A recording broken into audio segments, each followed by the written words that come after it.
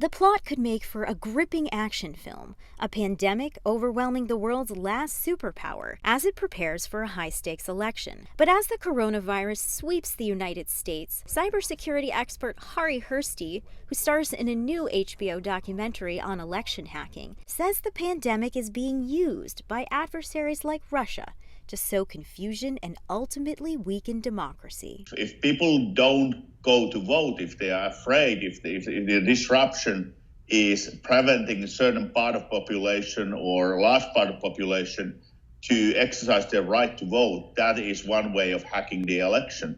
I hope that it will not force elections to go online, because that would be a mistake. The easiest way to hack an election is online. The new documentary, Kill Chain, makes the point that everything is hackable, and attacks get more sophisticated with time. The tools and training for nation-states, criminal groups, and lone wolves are accessible and cheap. And private makers of voting machines refuse to amp up security with feedback from outside cyber experts.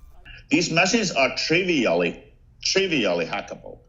Hursti told Newsy about some of the most egregious sites he's seen while traveling across the United States working to strengthen election infrastructure ahead of the 2020 election. There were unconfigured Wi-Fi networks, rogue connections, and old voting machines, not to mention woefully unprepared election officials. In one northeastern state, the Chief Information Security Officer of the state came a little bit angry at me and said, "Harry, what are you doing? What is the point of showing that these voting machines can be hacked?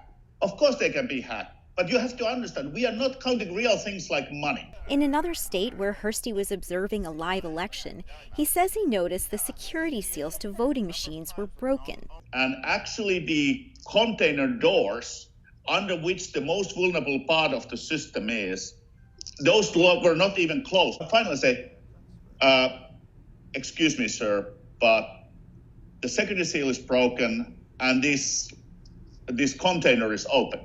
"No, don't worry about it.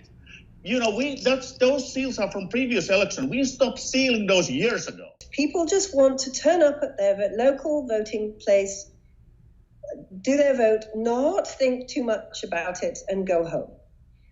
We don't want to worry. It's one other thing. There is so much to worry about right now. As members of Congress and state officials are forced to consider how the coronavirus could impact primaries and the general election, more intrusions seem inevitable. I do think there will be more breaches in 2020. As far as we can tell, they are in our machines, and they could just be quietly waiting till the next major election. Sasha Ingber, Newsy, Washington.